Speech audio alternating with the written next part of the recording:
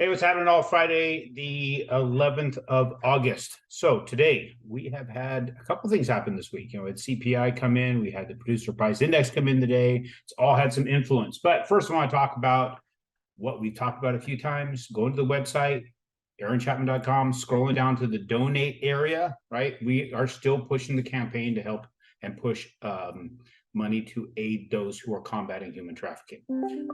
I will be introducing on stage the current president and chief operations officer with Operation Underground Railroad, former CIA for 12 years, worked for the State Department. He informed presidents, he briefed heads of state.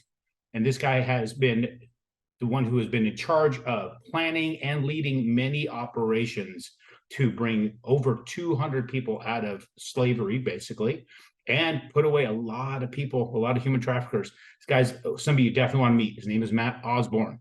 Go to my website, go over to events. I'm going to be in Memphis. I'm going to introduce this guy. Come meet him. Come talk to people about real estate.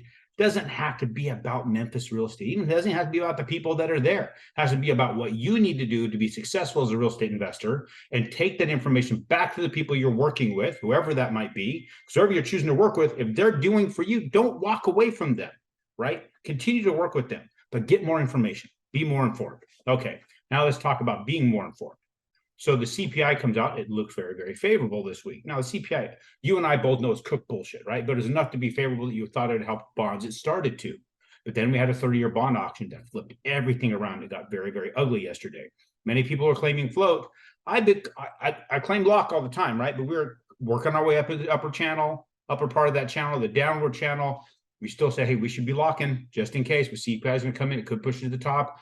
It started to, but we got to flip around. Right. And when it flipped around ugly. Now the producer price index was released. That means the cost of production is up. Inflation still going up. This is not news, right? To live and die by the CPI is a bad move for anybody. So people can't explain this. If your loan officer can't explain what the downward channel is, walk away from that sumbitch. He doesn't understand it. I'm not trying to trash on him. He doesn't get it. They don't know. A lot of them haven't been in the business long enough. Go to some place that you don't have to have your potential future at risk with somebody. So here we go. Let's look at the charts right now. Well, actually, I clicked on the wrong button. So let me try it again.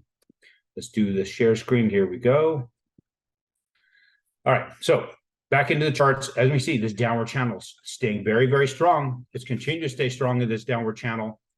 Here's where we got into the CPI came out yesterday. I'm trying to zoom in a little bit here. I cannot. Here we go. All right. So CPI comes in. We got all the way up here. It opened in this area. We bumped up above these moving averages, but it stayed in this area for a while. And then the bond auction came out. It pushed us way low. We went below support. That's not good. Now look here. Because of the PPI, producer price index today, negative information. About where we ended, we opened up.